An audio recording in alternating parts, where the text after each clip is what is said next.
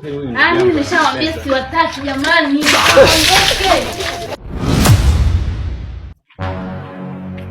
Wewe mwanangu, mbona tunatembea sana hata tufiki? Ni wapi? Na hisi ni hapa hivi, hii nyumba ya pili inayofuata. Sasa huyo demu anamuelewa sana na huwa anamtongoza sana, ila bwana ananizingua. Kumbe hata upajui. Maana kusema na hisi si upajui kabisa. Niwahi kumfuatia kabisa, nikaona nakatishia hapo na hisi ni hapa. Kwa hiyo ngoja nikajaribu kumchungulia, nikimuona afu mimi nakuja kushtua tunaenda wote, si ndio? Haya. Nimchungulia hapa chap chap kwanza. Yuko hapa hivi anafua.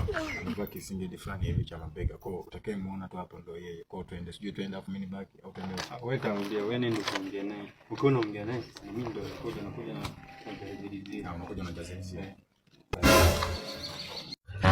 Nini mambo? Jamani wewe kaka, mpaka nyumbani. Nani amekuelekeza kuja huko? Lakini mama nakupenda ongea. Nimeshaambia sitaki, nielewe basi. Kwani mpaka nimekuja na rafiki yangu? Sitaki nikwambia mimi na mahusiano mengine. Hebu nielewe basi. Kuna siada. Kweli huyu ni ndugu yangu.